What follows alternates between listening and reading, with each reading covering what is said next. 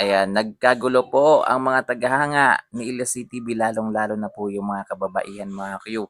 Sa picture na yan mga Q, grabe guys, 1 hour ago pa lang po siyang naipost ng isa sa mga tagahanga ni Ilyas CTV mga Q, ay umani na ng 500 comment mga Q at 3,000 react guys. Grabe, nagkagulo po yung mga kababaihan dahil po sa pabakat ng Idol Ilyas CTV natin.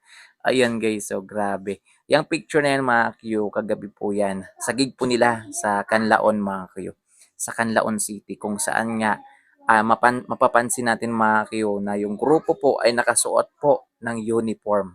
Kaya nakasuot po sila ng itim na damit at puting pantalon mga Q na kung saan nga mapapansin natin sobrang nipis mga ka-Q. Kaya ito pag nabasa po ng pawis, si Ilyas CTV mga Q ay bumabakat po. Ayan, nagpabakat si Idol. Wala na, finish na mga ayan, grabe ho guys. Napakanipis naman kasi Mayo. Kasi yung tawag diyan mga Q sa tela na yan ay kung hindi ako nagkakamali, microfiber.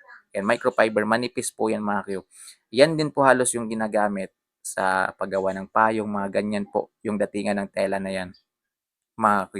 Bumabakat po talaga yan guys. Dumidikit po yan sa balat natin kapag nabasa ng pawis yung balat natin. At panigurado mga Q, mukhang mainit to guys.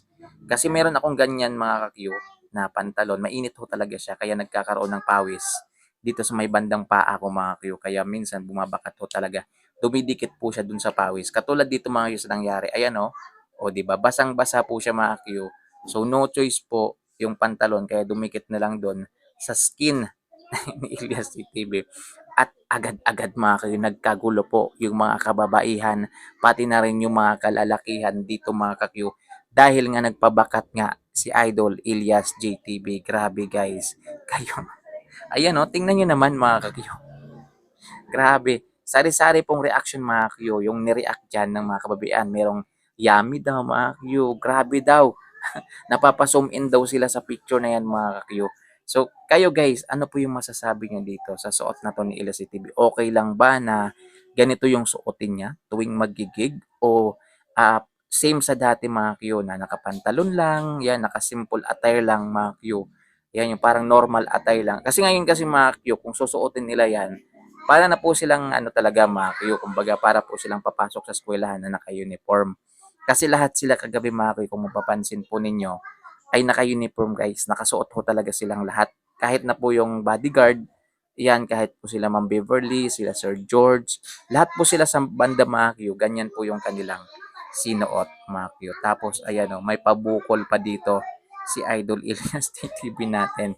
I'm sure mga Q, bagong aabangan na naman to mga Q sa gig nila Ilyas GTV mga Q, yung mga ganitong suotan niya. At hihintayin nila mga Q na pagpawisan po si Elias CTV, Mario, para magkabakat. Ayun oh, may pabukol po si Idol. Grabe guys, sa mga asawa dyan, alam ko, baka magsilos kayo dito kay Elias CTV, Mario, wag naman. Hanggang tili lang po yung mga misis ninyo, Mario, yung mga girlfriend ninyo. Kasi naman to si Idol, oh, tingnan nyo guys, oh.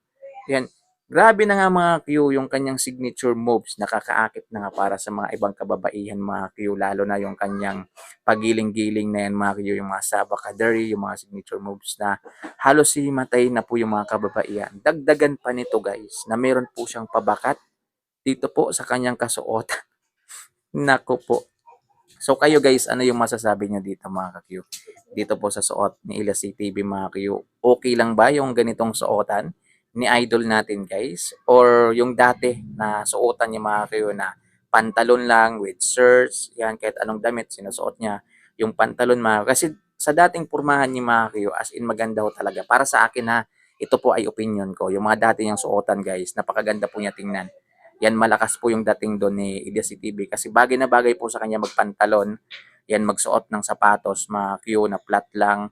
Tapos yung damit niya mga Q na medyo may maluwag ng konti, yung sakto lang mga Q, yung fit na fit lang sa katawan niya. Bagay na bagay po talaga sa kanya guys kasi maganda po yung hugis ng kanyang katawan, yung hubog ng kanyang katawan guys. Yan pang modelo ho talaga kaya kahit anong damit yung suotin niya guys, bumabagay po sa kanya. Eto kasi mga Q, yung ganyan kasing suot mga Q, medyo may kalakihan. Medyo oversize po yung dating, lalo na yung pantalon guys.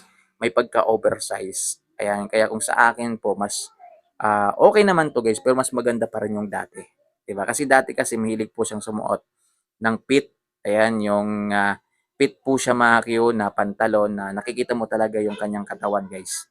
Ayan, tapos 'pag gumiling po siya nakikita mo talaga mga ka-Q. So yun lang guys, ayan i-comment niyo nga sa comment section kung anong masasabi niyo dito sa suot na yan ni Ilyas ATV, kung okay lang ba na ganito yung suotin niya tuwing maggi po siya mga ka-Q.